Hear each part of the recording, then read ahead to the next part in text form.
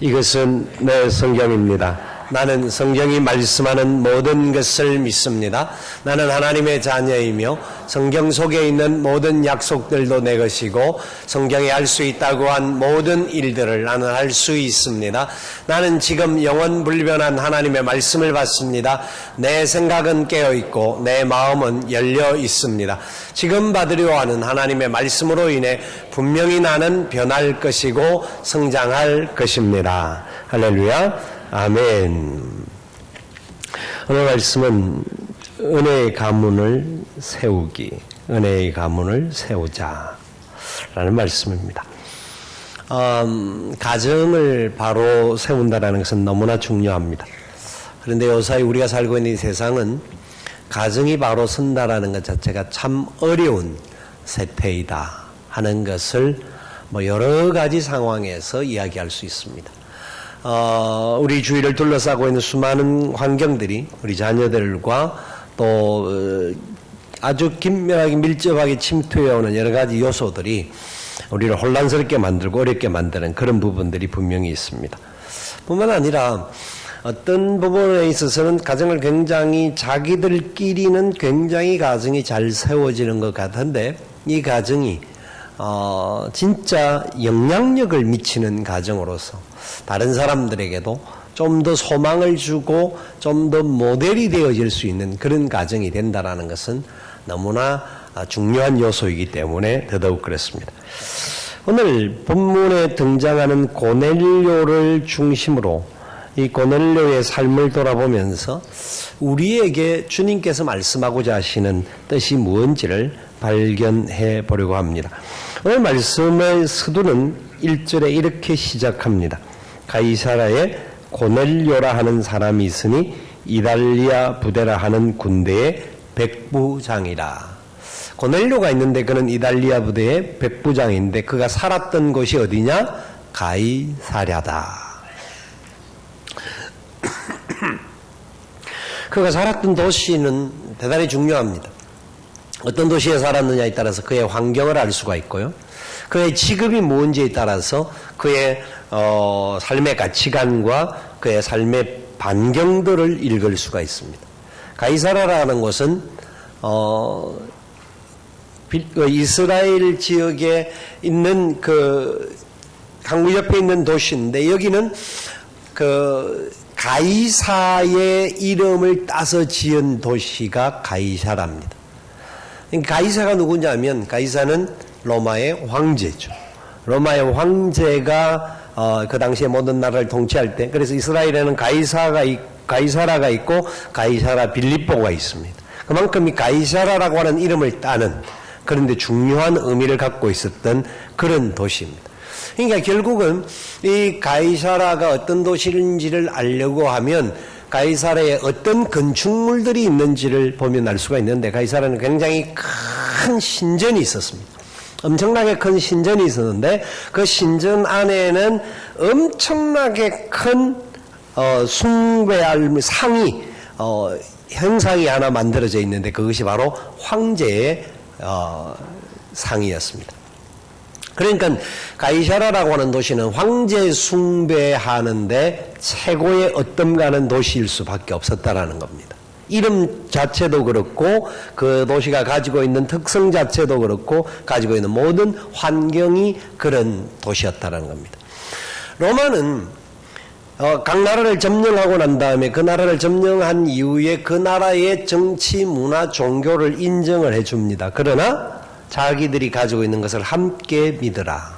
함께 따라와라. 우리 것을 서로 내적하지 말자라고 하면서 황제 숭배를 밀어넣습니다. 그렇기 때문에 사람들은 우리 종교를 지키면서 황제 숭배 같지 않은 옛날에 우리나라에 신사참배의 문제가 들어왔을 때와 같은 그런 개념이 로마 안에도 은근슬쩍 각 나라 안에 은근슬쩍 들어가면서 황제 숭배하지 않으면 안 되는 그런 가치를 심겨주었죠. 황제 숭배를 한다는 것은 철저하게 황제는 하나님이라는 것을 가르치는 내용입니다. 그런데 그 도시에 살았던 이 고넬료라고 하는 사람, 그의 직업이 뭡니까? 로마의 백부장이었습니다. 군대 장교였습니다. 그러니까 가이사를 기본적으로도 섬겨야 할 사람이었을 뿐만 아니라 가이사라에 살고 있었기 때문에 더더욱 황제 숭배를 더 앞장서야 했고, 그 가이사라라는 곳을 지키는 큐리아라고 하는 로마 행정구를 담당하는 것이 백부장인데, 그렇기 때문에 그가 살고 있던 그 도시에 있어서 그의 역할은 황제와 함께 움직일 수밖에 없는 그런 역할이 있었다라는 겁니다. 전제되어지는 것이 무엇인지를 알아야 합니다. 그렇기 때문에 오늘 본문에 등장하는 문제들은 이것은 대단한 사건입니다. 고넬료에 대해서 우리가 많이 알고 있습니다만은 다시 한번 고넬료를 조명해 볼 때에 이 고넬료를 설명하는 내용들은 이것은 엄청난 사건 중에 사건이라는 것을 알 수가 있습니다. 사도행전에서 특별히 여러 가지 일들을 이야기할 때에 사도 바울이 이 가이사라에 가서 복음을 전가하다가 그 가이사라에서 나중에 내려가서 다소로 보내어지는, 그만큼 가이사라라고 하는 지역 자체에는 복음을 전거하기가 어려운 도시였다. 많은 사람들의 박해가 있을 수밖에 없고, 왜냐하면 황제 숭배하는 도시에 와서 너희들이 무슨 짓을 하고 있느냐라고 그들이 대적하는 힘들을 가지고 있었기 때문이었습니다. 그런데 그 도시에 살았던 로마의 백부장이라고 하는 고넬료라고 하는 사람은 2절에 이렇게 이야기합니다. 같이 읽어볼까요? 그가 경건하여 온 집안과 더불어 하나님을 경외하며 백성을 많이 구제하고 하나님께 항상 기도하더니. 아멘. 2절의 말씀은 단순하게 쓰여 있습니다마는 이 말씀을 묵상을 해볼 때 얼마나 놀라운 의미들이 담겨져 있는지를 알 수가 있습니다. 그가 누굽니까? 고넬료, 로마의 백부장입니다. 그가 살았던 도시가 가이사라입니다. 그는 경건하기가 쉽지 않았던 사람입니다. 아니, 경건할 수 없었던 사람이라고 해도 과언이 아니었습니다. 우리가 처해 있는 환경이, 만약에 우리가 다른 타 종교의 숭배하는 분이 다니는 회사에 다닌다, 그 학교에 다닌다라고 하면 내가 기독교인이라는 것을 그 안에서 과감하게 드러내는 것이 결코 쉬운 일이 아닙니다.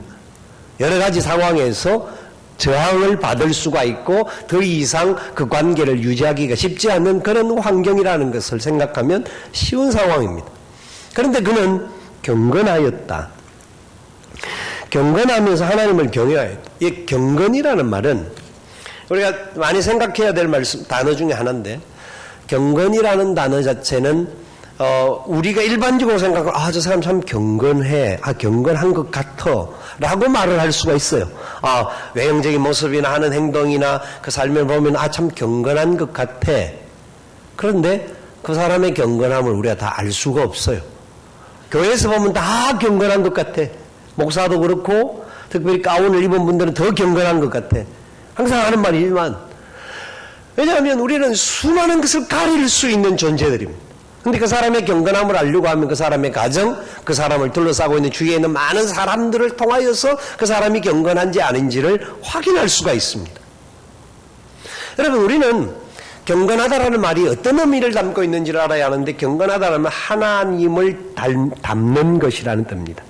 하나님을 닮는 것, 하나님을 닮는 것, 가드리니스, 하나님을 닮아 하나님과 같이 되려고 노력하는, 하나님의 성품에 쫓아가는 삶을 사는 것을 경건이라고 말합니다. 우리 그리스도인들은 경건의 모양은 있는데 경건의 능력이 없는 사람이 많습니다. 예배를 드리는 모습도 경건하고 또 나름대로 신앙생활 열심히 하고 다른 사람 앞에서 열심히 신앙생활 하려고 하는 것 중요한데, 그럼에도 불구하고 경건의 모양은 있는데 경건의 능력을 상실한 사람이기도 일 수도 있습니다. 우리 한국의 그리스도인들의 모습이나 우리의 삶의 자리에서 우리 그리스도인들의 모습이 이런 부분들을 갖고 있는 것은 아닌가? 왜? 여러 가지 환경이 그렇고 상황이 그렇고 이러저러해서 내가 그럴 수밖에 없었다라는 이야기를 하는데, 고넬료는 그 모든 환경 속에서도 경건하였다. 하나님을 닮았다. 그런데 그가 경건했다라는 이 부분을 볼 때에 그는 하나님을 두려워하고 하나님 앞에서 바른 삶을 살아갔던 그런 모습이었다는 것을 보게 됩니다.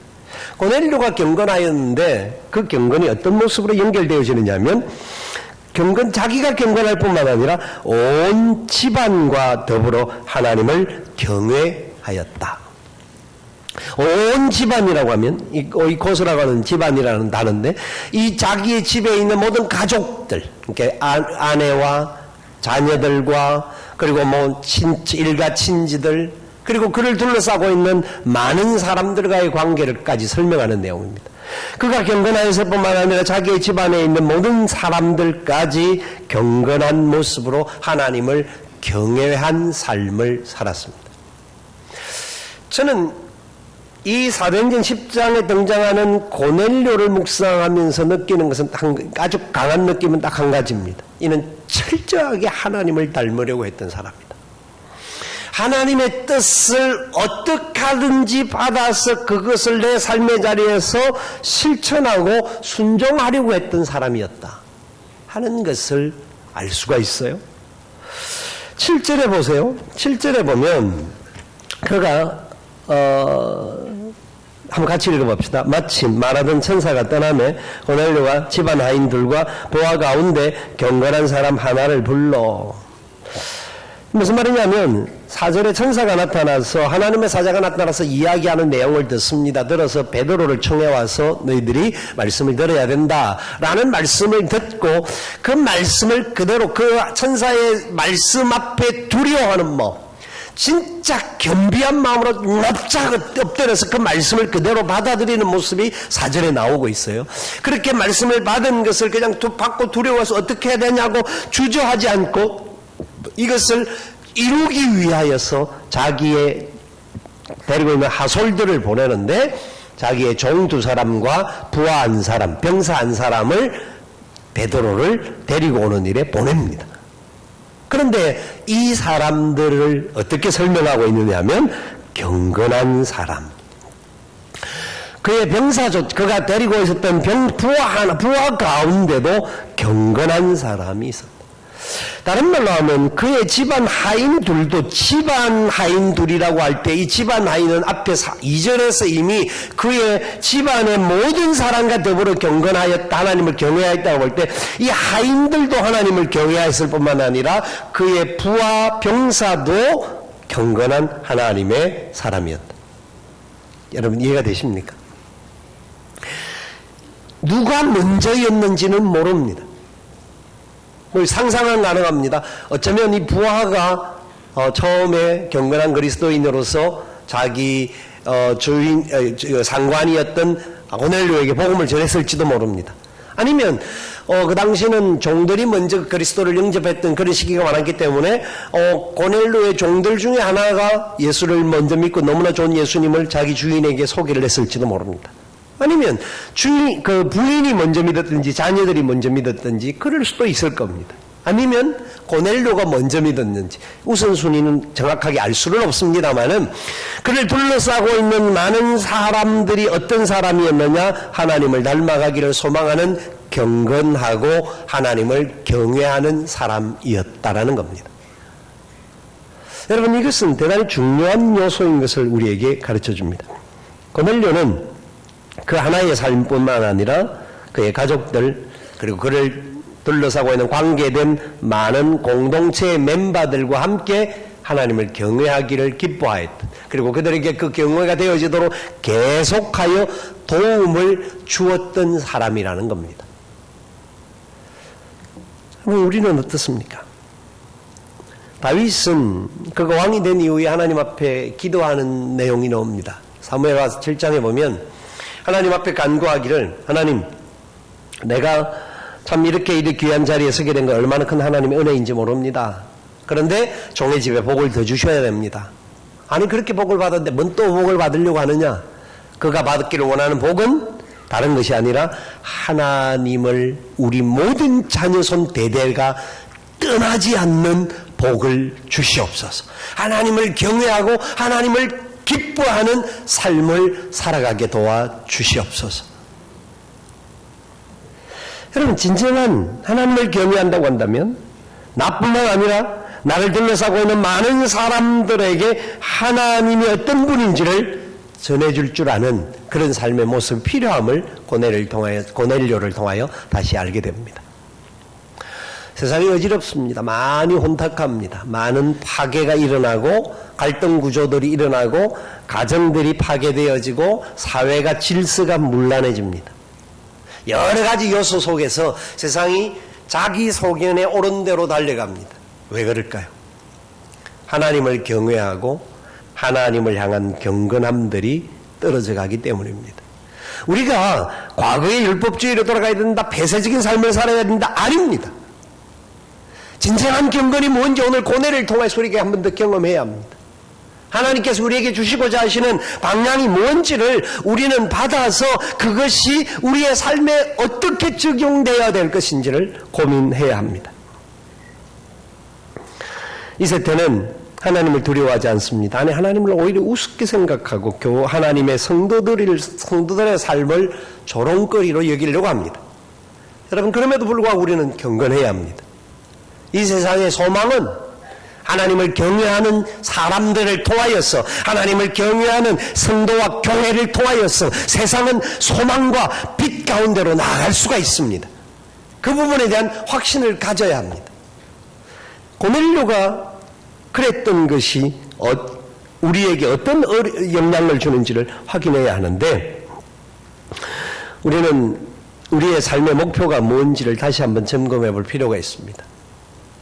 자, 고넬료가 가졌던 내용 속에서 이렇게 또 계속 이야기되어지는데, 2절에 그가 경건하고 경외했을 뿐만 아니라 어떻게 해요? 백성을 많이 구제하고 하나님께 항상 기도했다고 말하고 있습니다.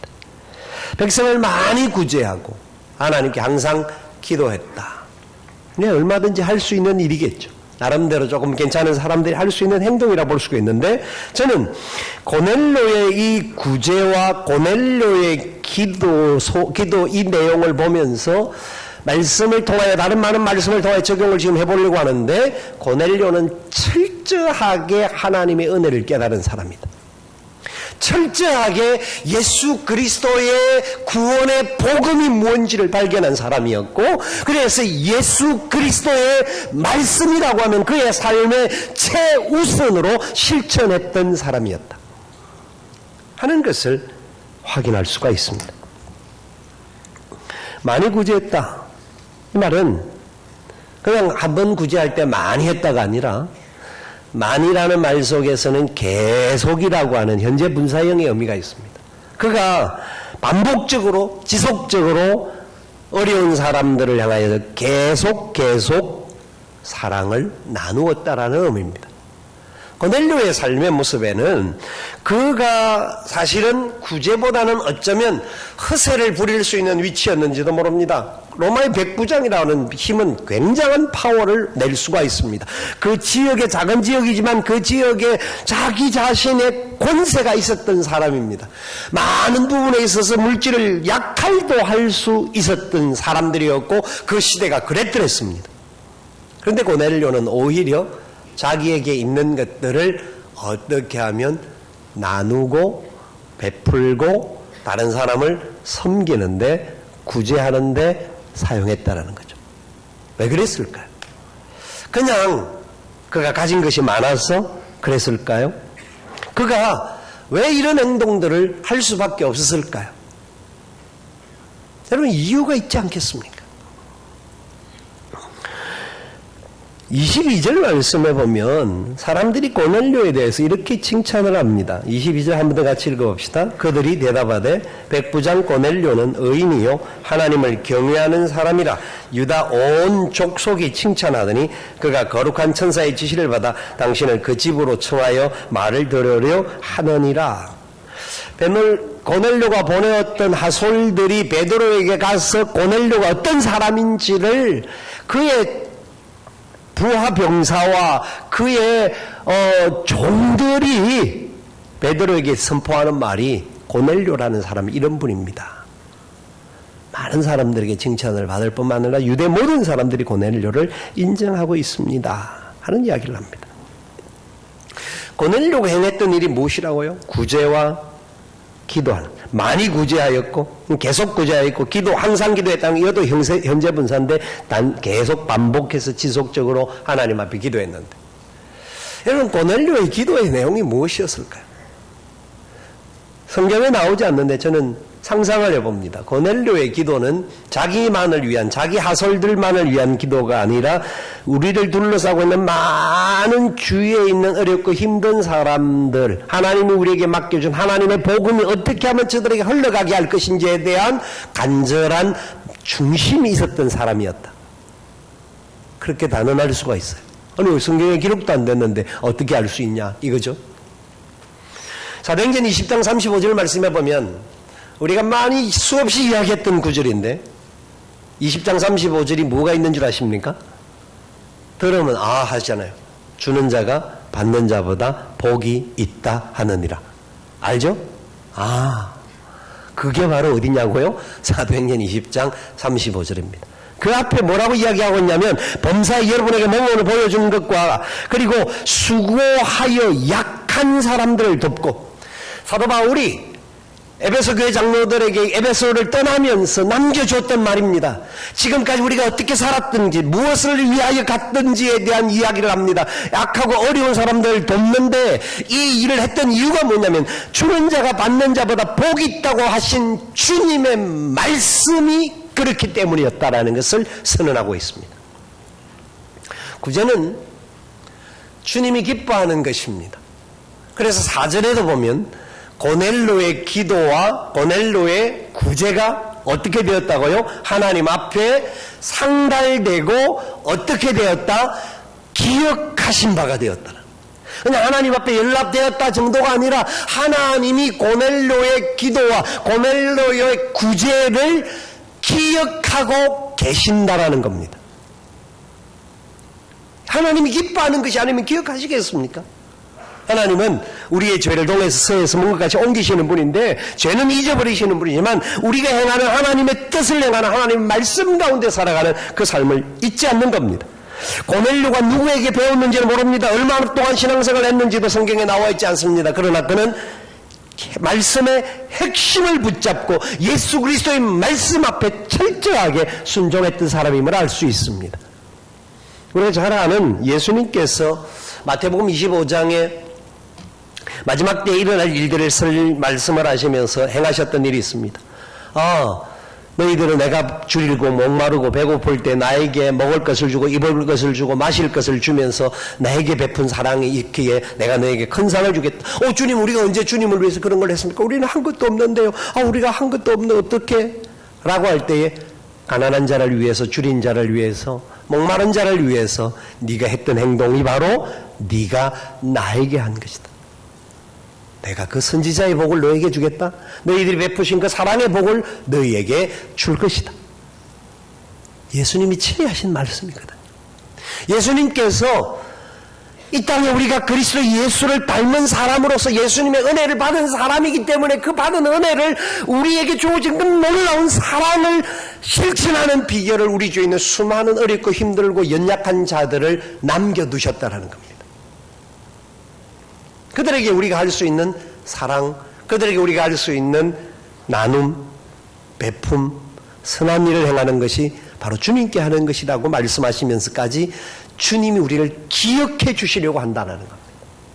고넬료는 누구에게 배웠는지 너무 잘 배웠습니다. 너무 확실하게 그의 모든 것, 다른 것 다 떠나서, 그래서 그는 그런 연약한 사람들에 대한 관심이 있었습니다. 그런 어려운 일이 생길 때마다 그 사람들을 위하여 기도한 사람이라고 생각이 듭니다. 그렇기 때문에 그는 그 삶을 그대로 실천했습니다. 여러분, 고넬료의 가문이, 고넬료 한 사람이 왜 중요하냐면 그로 말미암아 고넬료의 자녀들에게도 아름다운 영향을 미쳤을 겁니다. 분명한 것은 그의 가족 전체가 하나님을 경외하고 하나님을 예배했던 삶을 살았을 뿐만 아니라 자녀들에게 오히려 부모들이 하는 기도와 부모들이 하는 구제의 모습을 보면서 이런 사랑을 실천하는 아름다운 행동들을 보면서 저렇게 사는 것이 바로 하나님의 은혜를 받은 사람이 하는 거구나. 예수 그리스도의 구원의 기쁨을, 너무 이 큰 구원의 기쁨을, 내게 주어진 이 사랑을 어떻게 하면 갚을 수 있을까? 우리는 다 갚을 수 없지만 그래도 주님이 기뻐하는 삶을 살 때에 우리에게 더 큰 기쁨이 오게 되고 감사가 넘치게 되고 또 주님이 기억하신 바 되신다고 하는 거구나 하는 것을 깨달으면서 사는 것이죠. 뿐만 아니라 고넬료가 기도했다라는 것을 보게 될 때에 이 기도한다는 말도 현재 분사 구문입니다. 같은 시간 계속하여 한다라는 거예요. 고넬료의 기도가 좀 단순히 우리가 주로 하는 3가지 3대 기도 제목, 자녀를 위해서, 건강을 위해서, 사업을 위해서. 좋죠. 3대 기도 제목 필요합니다만은 그 기도 제목보다 고넬료의 기도는 단연해서 말씀할 수 있기를 자기 가족들을 위한 기도를 했을 뿐만 아니라 하나님께 자기에 맡겨주신 사명, 내가 있는 자리에서 내가 하나님의 영광을 위하여 살 수 있는 것이 뭘까? 하나님 그것을 깨닫게 해주시고 그것을 통하여서 하나님께 영광이 되게 해달라고 그는 기도했을 것이라고 확신합니다. 왜냐하면 그의 기도로 끝나지 않고 그는 하나님 앞에 받은 복과 은혜를 사람들에게 수없이 나누었기 때문입니다. 여러분, 이 당시에 유대인들은요, 하루에 3번씩 지금도 기도합니다. 정해진 시간에 기도합니다. 많은 사람들이 하루에 3번씩 기도합니다. 베드로도 하루에 3번 기도하기 위해 성전에 들어가는 것을 보여주지 않습니까? 유대인들은 습관에 따라서 기도합니다. 이슬람들은요, 더 습관에 따라서 하루에 5번씩 기도합니다. 라마단 금식 기간 중에는 9월달인데 한 달 동안 금식하면서 기도를 합니다. 여러분, 기도가 중요하죠. 많이 해야 됩니다. 그런데 무엇을 위한 기도였던가? 어떤 기도가 진짜 하나님이 기뻐하는 기도였던가? 습관에 따라서 종교적인 기도가 아니라 내게 베풀어 주신 은혜와 그 사랑, 십자가의 구원의 기쁨을 받은 사람답게, 예수 그리스도의 크신 은혜가 무엇인지를 아는 사람답게, 내가 이 땅을 살아가는 삶의 자리 속에서 어떻게 하면 주님의 이름이 높아지고 어떻게 하면 주의 사랑이 흘러가게 할 것인가? 그들의 기도의 관심 속에 그것이 있었다라는 겁니다. 어떻게 알 수 있냐고요? 이사야 58장을 한번 같이 보겠습니다. 구약성경 이사야 58장인데요. 3절부터 11절까지 말씀, 성경이 가지신 분들은 자기 성경을 찾아보시기를 바랍니다. 성경이 없는 분들은 앞을 보셔도 됩니다만 자기 성경을 보시면서 이사야 58장 3절부터 11절까지 말씀을 우리가 같이 한번 읽어보도록 하겠습니다. 이사야 58장 3절부터입니다. 같이 읽습니다. 우리가 금식하되 어찌하여 주께서 보지 아니하시오며 우리가 마음을 괴롭게 하되 어찌하여 주께서 알아주지 아니하시나이까. 보라, 너희가 금식하는 날에 오락을 구하며 온갖 일을 시키는도다. 보라, 너희가 금식하면서 논쟁하며 다투며 악한 주먹으로 치는도다. 너희가 오늘 금식하는 것은 너희의 목소리를 상당하게 하려는 것이 아니니라. 이것이 어찌 내가 기뻐하는 금식이 되겠으며 이것이 어찌 사람이 자기의 마음을 괴롭게 하는 날이 되겠느냐.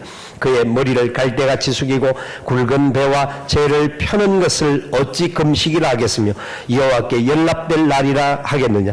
내가 기뻐하는 금식은 흉악의 결박을 풀어주며 멍에의 줄을 끌려주며 압제당하는 자를 자유하게 하며 모든 멍에를 꺾는 것이 아니겠느냐.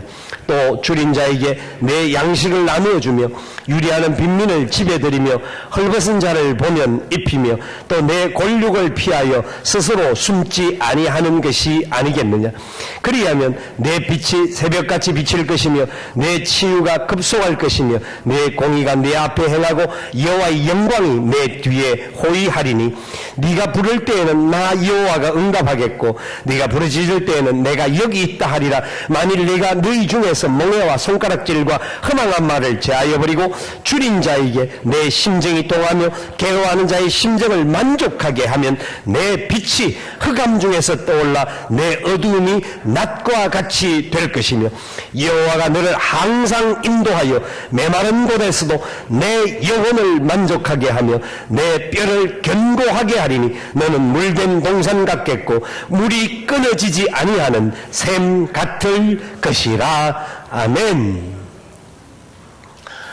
이사야 58장은 하나님의 마음이 어떤지를, 하나님 앞에 기도하는 사람들이 어떻게 기도해야 할지를, 무엇을 위하여서 살아야 할지를 너무나 잘 보여줍니다. 그리고 그런 사람들에게 하나님이 예비하신 은혜와 또 그런 사람들이 더 주의 영광을 더 잘 나타낼 수 있도록 그들의 삶의 문제를 하나님이 어떻게 다스려 주실 것을 말씀하고 있습니다. 여러분, 시간이 되실 때 이사야 58장을 충분히 여러 번 읽어보시고 많이 한번 묵상을 해보십시오.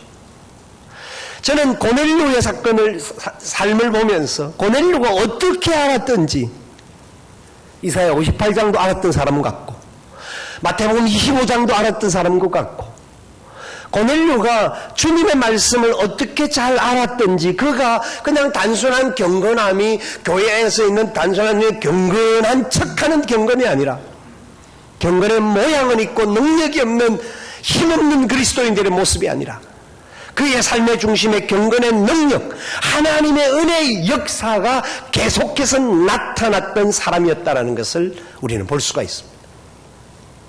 그런 고넬료를 하나님이 축복하셔서 그의 자녀들에게까지도 계속하여 그의 이름이 우리에게까지 전달되어지게 된 것입니다. 여러분, 우리는 고넬료를 보면서 어떤 마음이 듭니까? 아, 고넬료와 같이 우리도 이렇게 살면 되겠다, 그런 마음이 생기기보다는 기죽어. 우리는 이렇게 살기가 참 쉽지 않는데, 마음은 논이지만 육신이 약한데. 여러분, 그것이 성경이 우리에게 지금 어쩌면 던져주고 있는 메시지인지도 모릅니다. 그런데 내 힘으로는 기죽고 내 힘으로는 안 될 것 같지만 고넬료를 고넬료답게 만드신 분이 우리 하나님 아버지십니다. 고넬료에게 구원의 은혜를 베풀어 주신 분이 우리 주 예수 그리스도이십니다. 고넬료가 하나님의 사람답게 기도하고 고넬료가 하나님의 뜻을 실천하기 위해서 많이 구제할 수 있었던 것을 행할 수 있는 힘을 주신 분이 우리 성령 하나님이십니다. 그 성부, 성자, 성령께서 우리와도 함께 하심을 믿으셔야 합니다. 우리의 힘으로는 안 됩니다. 우리의 단순한 의지만 가지고 내 노력, 어느 정도 하다가 또 주저앉습니다. 마음은 원이지만 육신이 약하다, 내 환경이 나를 둘러싸고 있는 너무나 어렵다라고 우리는 생각하여서 주저할 때가 많습니다. 그때 우리는 다시 십자가 앞으로 나가야 합니다. 날 위하여서 죽어주신 그 십자가의 주님 앞에 내가 다시 서야 합니다. 나를 위해서 모든 것 다 해주셨는데 주님 앞에 내가 무엇을 드린다라고 자랑할 것이 있겠는가? 그러나 내 힘으로는 안 되오니 성령님이시여 나를 붙잡아 주시고 내게 능력 주셔서 나를 통하여 하나님의 영광이 나타나게 하시고 우리의 가문과 우리의 자녀 손대대가 하나님의 이름을 높일 수 있는 삶을 살게 하여 주시옵소서. 우리의 기도 속에 하나님 은혜를 더하여 주실 줄 믿습니다. 그래서 우리는 그 삶을 살아야 합니다. 그렇게 순종할 수 있습니다. 여러분, 우리 인간은 약합니다. 연약하고 부패한 존재고 끊임없이 세상을 바라보고 비교하기 쉽습니다. 그러나 비교하라고 우리에게 말하지 않습니다. 고넬료 때문에 단순히 도덕적으로 모범을 받자가 아닙니다. 고넬료 우리에게 모범을 주지 못합니다. 고넬료를 고넬료 되게 하신 성부, 성자, 성령님께서 우리와도 함께 하십니다. 우리의 가정에, 우리의 가문들에, 우리의 자녀 손 대대에, 그리고 이 땅에 하나님의 교회들에게 함께 하기를 원하십니다. 어려움을 당한 사람들이 있다면 우리는 함께 눈물을 흘려줘야 하고 함께 사랑을 나누어 줘야 하는 것이 주님의 귀한 뜻을 이루는 것입니다. 그만에 네팔에도 이 말씀을 그 각도와 상관없이 준비를 했지만 우리가 마침 지난 주간에 네팔에 같이 구제 구호 헌금을 하기로 결정을 했는데 하나님 너무 기뻐하실 것이라는 마음에 확신이 듭니다. 단순히 그들이 어떤 사람들이어도 중요하지 않습니다. 우리가 해야 될 사랑입니다. 우리가 그들의 어려운 가운데 처해 있는 것을 도와줘야 하고 위기 가운데 있는 그들에게 사랑을 베풀어야 합니다. 우리가 할 수 있는 이름은 예수 그리스도의 이름입니다. 그분이 높아지기만 하면 그분의 이름이 그들 가운데 들어가서 그들에게도 예수의 복음이 증거되어질 수 있다고 한다면 얼마나 더 좋겠습니까? 고넬료는 가이사라에 살았던 로마의 백부장이었지만 그 고넬료로 말미암아 선교의 역사가 바뀌어졌다는 걸 아셔야 합니다. 사도행전 10장은 엄청난 전환점을 던져줍니다. 사도 바울이 등장하게 되고 그러므로 말미암아 이방들에게 복음이 확장되기 시작하는 역사가 시작되어졌습니다. 아마 고넬료 때문에 저와 여러분들이 예수 그리스도를 영접하는 은혜와 기회를 얻게 됐는지도 모릅니다. 하나님의 복음이 이방인들에게도 계속하여 증거되어져야 한다는 것이 사도들의 사명 가운데 세워졌습니다. 고넬료는 어려운 환경에 처해 있던 상황이었음에도 불구하고 그리고 자기를 둘러싸고 있는 많은 그 황제의 그 사상들이 둘러싸고 있음에도 불구하고 그것이 자기를 지배하는 것이 아니라 내가 유일하게 섬겨야 할 하나님, 내가 유일하게 경배해야 될 그분을 바라보면서 그분이 주시는 힘과 능력으로 그의 삶의 열매가 있었던 사람입니다. 저와 여러분의 삶의 자리가 어떻습니까? 환경이 다를 수 있습니다. 여러 상황이 우리를 다르게 둘러싸고 있습니다. 그러나 동일하신 성부, 성자, 성령님이 계심을 믿으시고 그분들 따라서 승리하는 저와 여러분 될 수 있기를 주님의 이름으로 축원을 드립니다. 우리 함께 일어나셔서 찬양하며 주님 앞에 나아가기를 원합니다.